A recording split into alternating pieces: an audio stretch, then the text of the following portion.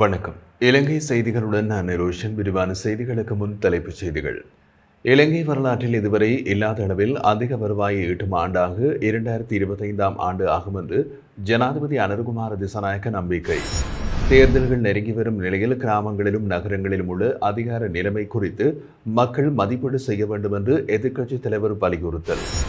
அரசாங்கம் தாய்நாட்டின் இறையாண்மையை காட்டிக் கொடுத்துள்ளதா என்று பாராளுமன்ற உறுப்பினர் அஜித் பி பெரேரா கேள்வி. முன்னாள் ஜனாதிபதி ரணில் விக்ரமசிங்கே இன்று லஞ்சம் மற்றும் ஊழல் விசாரணை ஆணைக்குழுவில் முன்னிலை. தொடர்வது விரிவான செய்திகள். இலங்கை வரலாற்றில் இதுவரை இல்லாத அளவில் அதிக வருவாயை ஈட்டும் ஆண்டாக 2025 ஆகும் என்று ஜனாதிபதி அனுரகுமார திசாநாயக்க தெரிவித்துள்ளார். வேறுவலையில் நடைபெற்றிருந்த மக்கள் பேரணியில் உரையாற்றிய அவர் ஜனவரி மாதம் உள்நாட்டு வருவாய்த்துறை எதிர்பார்த்த இலக்கை மீறி வருவாய் ஈட்டியதையும் ஜனவரி மற்றும் பிப்ரவரி மாதங்களில் சுங்கத்துறை தனது இலக்குகளை கடந்ததையும் குறிப்பிட்டிருந்தார். வரிகளை முறையாக பயன்படுத்தி மக்களின் நலனுக்காகவும் வணிகங்கள் வளர உதவும் விதமாகவும் நியாயமான வரிகளை வசூலிக்கவும் அரசாங்கம் உறுதி செய்துள்ளதாக அவர் கூறினார். பொருளாதார முன்னேற்றம், ஊழல் ஒழிப்பு, குற்ற செயலில் ஈடுபட்டவர்களை தண்டித்தல், சட்ட ஒழுங்கை நிலைநிறுத்துதல், ஜனநாயகத்தை வலுப்படுத்தல் மற்றும் சர்வதேச ரீதியில் நாட்டின் மதிப்பை உயர்த்துதல் ஆகிய எதிர்பார்ப்புகளோடு மக்கள் தேசிய மக்கள் சக்தியை ஆட்சிக்கு அளித்தார்கள் என்றும் பல எதிர்பார்ப்புகள் நிறைவேற்றப்பட்டுள்ளதாகவும் சுட்டிக்காட்டினார். கடைசி சில மாதங்களில் நிலையான மாற்று விகிதம் பராமரிக்கப்பட்டது. வட்டி விகிதங்கள் 10% கீழ் குறைக்கப்பட்டன என்றும் ஜனாதிபதி தெரிவித்தார். அதேவேளை அரசாங்க செலவுகளை கட்டுப்படுத்தும் நோக்கில் ஜனாதிபதி, அமைச்சர்கள் மற்றும் நாடாளுமன்ற உறுப்பினர்களுக்கான சலுகைகள் குறைக்கப்பட்டுள்ளன என்றும் வீணான செலவுகளை தடுக்கும் மூலம் சேமிக்கப்பட்ட பணம் மக்கள் நிவாரணமாக வழங்கப்படுவதாகவும் கூறியுள்ளார். சட்டம் அனைவருக்கும் சமமாக அமல்படுத்தப்படும் இடமாக நாட்டை மாற்ற அரசாங்கம் உறுதியோடு செயல்படுவதாகவும் ஜனாதிபதி குறிப்பிட்டுள்ளார். அதே நேரம் பதிவு செய்யப்படாத வாகனங்களை பயன்படுத்தியதாக குற்றம் சாட்டப்பட்ட 3 முன்னாள் அமைச்சர்கள் மீது விரைவில் சட்ட நடவடிக்கைகள் எடுக்கப்படும் என்றும் ஜனாதிபதி அனுரகுமார திசாநாயக்க குறிப்பிட்டுள்ளார். அதிகாரப்பூர்வ இறக்குமதி தடையின் போது இறக்குமதி செய்யப்பட்ட வாகனங்களை தவறாக பயன்படுத்தியதில் இந்த நபர்கள் ஈடுபட்டதாக விசாரணைகள் மூலம் தெரிய வந்துள்ளது. அதன் அடிப்படையில் முறையான பதிவு இல்லாமல் வாகனங்களை பயன்படுத்தியதற்காக 3 முன்னாள் அமைச்சர்களும் சட்ட நடவடிக்கைகளை எதிர்கொள்ள நேரிடும் என்றும் குறிப்பிட்டார். உள்ளூராட்சி தேர்தலுக்கான தபால் மூல வாக்களிப்பின் 3வது நாள் இன்று நடைபெறுகின்றது. கடந்த 24 மற்றும் 25ஆம் தேதிகளில் தபால் மூல வாக்குகளை பதிவு செய்ய முடியாத தகுதியுள்ள அரசு அதிகாரிகள் இன்று மற்றும் நாளைய தினம் வாக்குகளை வழங்க முடியும் என்று தேர்தல்கள் ஆணையாளர் நாயகம் RMAL ரத்நாயக்க தெரிவித்தார். அத்துடன் தபால் வாக்குப்பதிவு நேரம் மேலும் நீடிக்கப்பட மாட்டாது என்றும் அவர் குறிப்பிட்டார். இந்த நிலையில் உள்ளூராட்சி தேர்தலை முன்னிட்டு தேர்தல் ஆணையகத்திற்கு கிடைத்த முறைப்பாடுகளின் எண்ணிக்கை 3000-ஐ தாண்டியுள்ளது. குறிப்பாக கடந்த மார்ச் மாதம் 20ஆம் தேதிக்கு முன்னர் மொத்தமாக 3053 முறைப்பாடுகள் பெறப்பட்டுள்ளது. இதில் 2491 முறைப்பாடுகள் ஏற்கனவே தீர்க்கப்பட்டுள்ளன என்றும் தேர்தல் ஆணைக்குழு தெரிவிக்கிறது. அதே நேரம் உள்ளூராட்சி மன்ற தேர்தல் விதிமுறைகளை மீறிய குற்றச்சாட்டில் இதுவரையில் 30 வேட்பாளர்கள் கைது செய்யப்பட்டுள்ளதாகவும் தெரிய வந்துள்ளது. கடந்த மார்ச் 3ஆம் தேதி முதல் இன்று காலை 6 மணி வரையான காலப்பகுதியில் தேர்தல் விதிமுறைகளை மீறியதற்காக குறித்த வேட்பாளர்கள் கைது செய்யப்பட்டதாக போலீசார் தெரிவித்தனர்.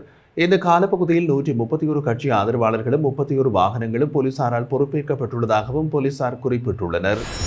தேர்தல் காலம் நெருங்கி வரும் நிலையில் கிராமங்களிலும் நகரங்களிலும் உள்ள அதிகார நிலை குறித்து மக்கள் தெளிவாக மதிப்பீடு செய்ய வேண்டும் என்று எதிர்க்கட்சித் தலைவர் சஜித் பிரேமதாச தெரிவித்தார். ஹோமாகமவில் நடைபெற்ற மக்கள் சந்திப்பில் பேசும்போது அவர் இதனை வலியுறுத்தியிருந்தார்.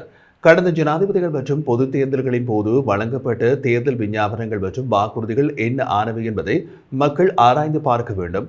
இன்றைய சூழலில் சமூகம் கொலைகாரர்களின் கட்டுப்பாட்டில் சிக்கிக் கொண்டுள்ளதாகவும் எப்போது எங்கு என்ன நிகழும் என்பதை அறிவதற்கு நம்பிக்கையில்லாத நிலை ஏற்பட்டுள்ளதாகவும் சஜித் பிரேமதாச குற்றம் சாட்டினார்.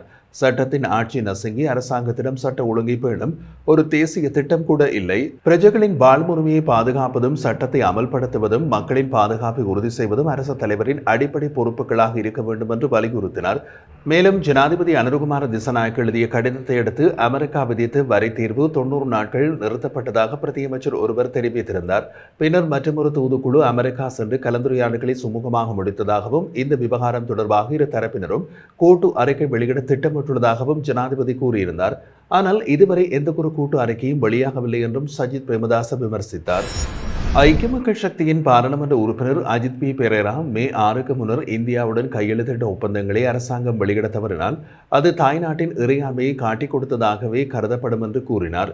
கொழும்பில் நடைபெற்றிருந்த தேர்தல் பிரச்சார கூட்டத்தில் உரையாற்றிய அவர் மேலும் குறிப்பிடுகையில், இந்திய பிரதமர் நரேந்திர மோடி விஜயத்தின் போது கையெழுத்திட்ட 7 ஒப்பந்தங்களில் ஒன்றையும் இதுவரை அரசாங்கம் வெளிப்படுத்தவில்லை.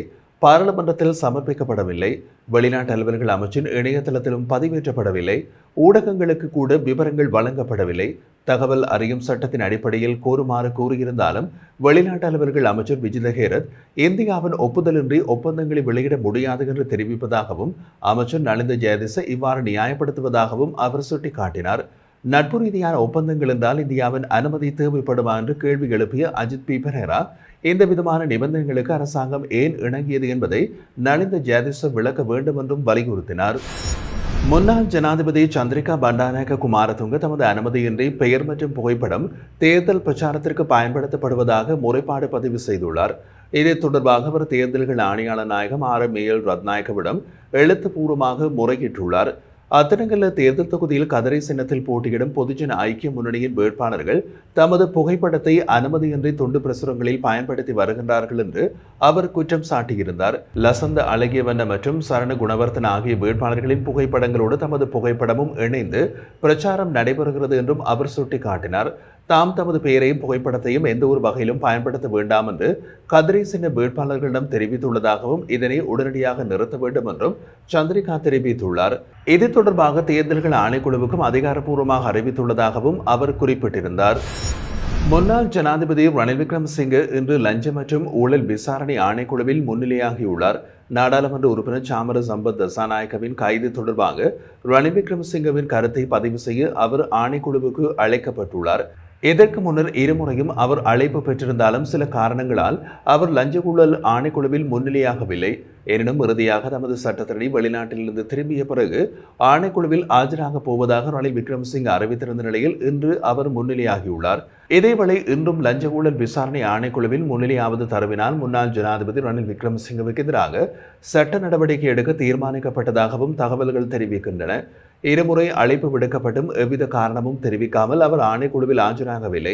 இதனைத் தொடர்ந்து 2023ஆம் ஆண்டு 9ஆம் இலக்க ஊழல் தடுப்புச் சட்டத்தின் பிரிவு 126 கீழ் நடவடிக்கை எடுக்கப்படும் என்று லஞ்ச ஒழிப்பு ஆணையத்தின் பணிப்பாளர் நாயகம் ரணில் விக்ரமசிங்கவுக்கு அதிகாரப்பூர்வமாக அறிவித்திருந்தமையும் குறிப்பிடத்தக்கது. தற்போது விளக்கமறியலில் உள்ள முன்னாள் நாடாளுமன்ற உறுப்பினர் பிள்ளையான் என அறியப்படும் சிவனேசதுரை சந்திரகாந்தன் சிறைச்சாலையில் அழுத்ததாக வெளியாகிய தகவல் அவரது சட்டத்தரணி உதய கமன்பில உருவாக்கியுள்ள அச்சத்தினால் தான் ஏற்பட்டதாக JVPயின் பொதுச் செயலாளர் டில்வின் சில்வா விமர்சித்துள்ளார்.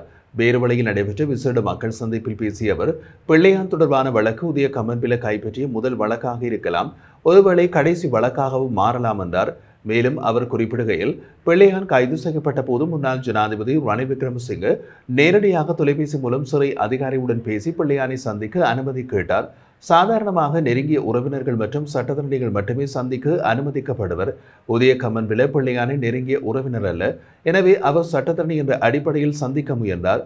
உதய கமன்பில ஒரு சட்டத்தரணி என்றாலும் நாமல் ராஜபக்சவை போல் தனது வாழ்க்கையில் ஒருபோதும் நீதிமன்றத்தில் நேரடியாக வழக்கு நடத்தவில்லை என்று டெல்வின் சில்வா கிண்டலாக குறிப்பிட்டிருந்தார். மேலும் சமூக ஊடகங்களில் பகிரப்பட்ட நகைச்சுவை பதிவை மேற்கோள் காட்டி பிள்ளையான் ஏன் அழுதார் என்றால் அவரது வழக்கை கமன்பில கையாளுவதை அறிந்ததும் பயந்து அழுதார் என்றும் அவர் சாடினார்.